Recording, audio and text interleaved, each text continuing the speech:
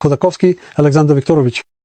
I served in the 37th Separate Rifle Battalion as a driver and radio operator, mobilizing 1,922. Where I was forced to leave work, we stopped with the guys to have a beer. A van arrived, they packed us all in, took us away, and handed out draft notices. Well, accordingly, if you don't show up after receiving the draft notice, there's a penalty and all that, and I have 2 kids, you know. Well, also... How old are you? 42. Wife, kids? Yes, 2 children. Are they adults? No, they're under 16. And that's how it was. And at first, they took us, there's a small settlement near the city, kind of a checkpoint village. That's where they brought us. Which city is that? The city of Chernivtsi. It's probably the westernmost part of Ukraine, almost on the border with Romania. So they took us to that checkpoint. There was some kind of college dormitory there. They gave us clothes and shoes, and then we left. Everyone thought it was going to be some kind of training camp, but no. They took us straight to Sumy region, Burin. They drove us into the forest where we dug dugouts. And for 8 months we built dugouts and guarded them. So... You didn't take part in combat operations? Our only connection to the war was the uniform and the rifle. That's it. But then, well, after 8 or 9 months we were there, they told us to pack our things and get ready to leave. Of course, they didn't tell us where we were going.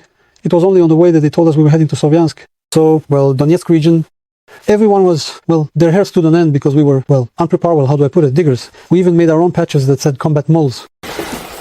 So we arrived there in Slovyansk and, well, started, you know, doing well. First of all, they didn't even read us in. It was just madness. And at first, in Slovyansk, we spent a couple of days there in this ruined sanatorium. Well, a couple of days went by, and then supposedly our command received their orders and everyone set off. We left, I don't even know what the village was called. But honestly, and I'm not joking, we were traveling in school buses with mattresses, sleeping bags, all our stuff. We arrived, there were tanks, a war going on, cannons firing, and we were rolling up to the positions in school buses. Well, it was just complete idiocy. Of course, nothing worked out there. We barely managed to get out of there alive, went back to Slovyansk, and then the commander also told us to just get out. And so we went to Kostiantynivka. In Kostiantynivka, well, I already understood what this was leading to. I refused right away. I said, not me, not without any preparation, nothing. I started faking medical issues, trying everything I could just not to go forward there because I was completely inexperienced as a soldier. Somehow I managed to hold out for those 2 months. Well, they punished us financially here and there. That's how it was. And that was it. They gathered us up and sent us back again to the base, supposedly in Sumy region. And once again, we spent 8 months digging dugouts. So we kept digging and digging. 2 days to get ready. We arrived here again. When we got here, it was like, well, it wasn't our first time in this situation. We already knew what this meant. And right away, we started to refuse. The commander came and started telling us like, guys, we're digging the second line here, you know, the front is over there, but we're digging way back here. Don't even worry, everything will be fine. So basically, he tried to talk us into it, count us down, fed us a bunch of lies, as usual. So what happened? They brought us in at night and put us in a near well, like an earth hut. I guess, probably. What is it? What's it called from explosions? A crater. A crater, yeah. And it was covered with some branches. That's it. You see it here. At 12 o'clock is the front, like the rear is over there, and that's all. And we just sat there. I had my driver's AKSU with me. I sat down in that pit and stayed there for 2 days. And, well, saying I was in shock doesn't even begin to cover it. And all you hear on the radio is our guys saying, 200, 200, 200, 200. I realized, and I said to my colleague, maybe we should get out of here somehow. Because, first of all, no one is going to relieve us. Because, once again, they loaded us up with promises that we'd be replaced in 3 days. And you get a rotation. I said, what kind of rotation can there be if, well, if no one else can do it? If we hear on the radio that those guys are refusing to go. So we just sat there, and then we heard footsteps. I look, and, well, your comrade is coming. You want to leave? Let's go.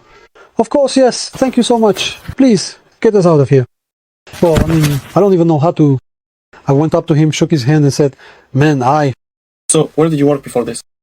At a construction company as an installer. It was a good job, good salary. But, I don't know, well... So, how do you feel about the actions of your authorities that this situation is happening now? Extremely negatively, I would say, because, well, the last time I watched the news, even just on YouTube somewhere, it was a long time ago, probably 2 months ago. And there, everything is so rosy. Everything is like unrealistically good, like it just can't be that way. And our management tells us the same thing. They keep feeding us the same lines, say one thing, and do something completely different. Well, that's obvious. Look, when you were sent to the position, did your superiors inform you at all about the situation, about what's happening at the front line?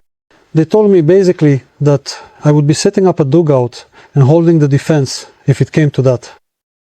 They also said it was a second line, you know. So, how are things in the unit overall? What about weapons and supplies, specifically?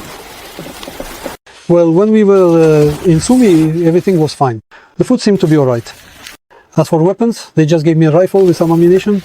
Like I said, my connection to the war was just that I was in uniform and had a rifle. How many times did you actually fire it there? Or maybe I fired 2 or 3 magazines. Uh-huh. So, in general, your friends, your comrades who are at the positions, how did they feel about everything that was happening? What did they say?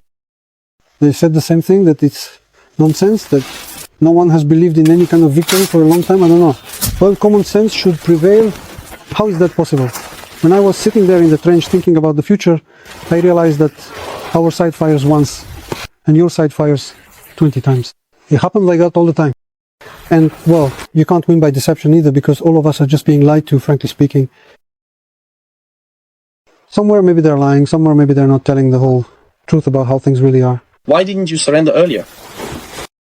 There was no opportunity. Who would I have surrendered to in the forests near Sumy? There were just trees and nothing else, no one around.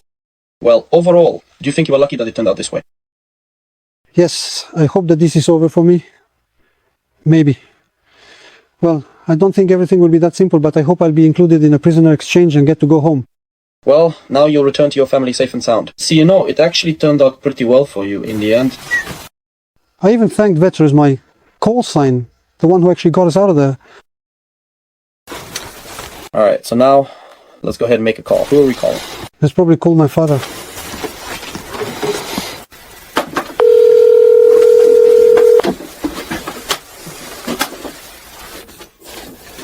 Hello. Hi, Dad. Hi, Mom. Hello. Hello, son. Mom. How are you? Everything's fine. Now listen to me. Don't say anything.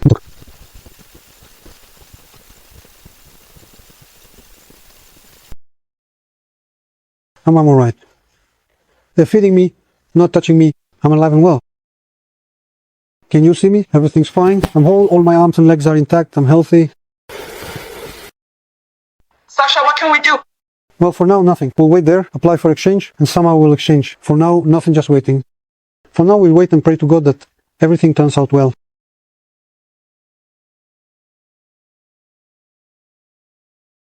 Maybe we should contact someone, Sash. For now, they'll tell us, Mom, everything goes through the proper channels, that's all. Not everything happens at once, just wait. They let me call so I could tell you that I'm okay. That everything's fine. They're treating us well, everything's good, they're feeding us. Everything is good. All right. That's it, Mom, calm down. Is there somewhere I can call you? I don't know. Probably not. If I get the chance, I'll call myself.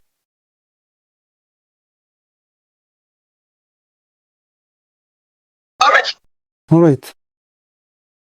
We'll call Katya. Katya, call. Call her and tell her, calm her down. Tell me everything is okay. This isn't normal. All right, son. That's it, Mom. Everything will be all right. That's all. Kisses. Say hi to Dad. Call Katya. Tell the kids that everything is fine, that I'm alive and well. We'll call right now. All right. Bye-bye. If there's any information or anything at all we can do, please just let us know. Okay, if I get the chance, I'll let you know. I'll call. I'll inform you. Bye.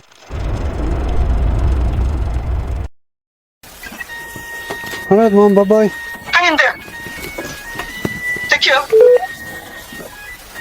Thank you so much for letting me make the call.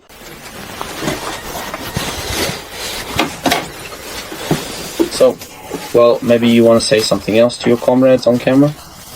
To all my friends who stayed at home, I want to say, under no circumstances, go to the military enlistment office, because it's all a lie. To all my friends who stayed at home and say, I got a draft notice, I tell them, forget about that notice, don't even think about going anywhere.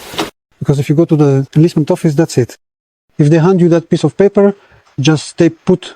What's the point? Dodge, avoid it, go to work and live a peaceful life. But under no circumstances should you come to the army here, because there's no truth here at all.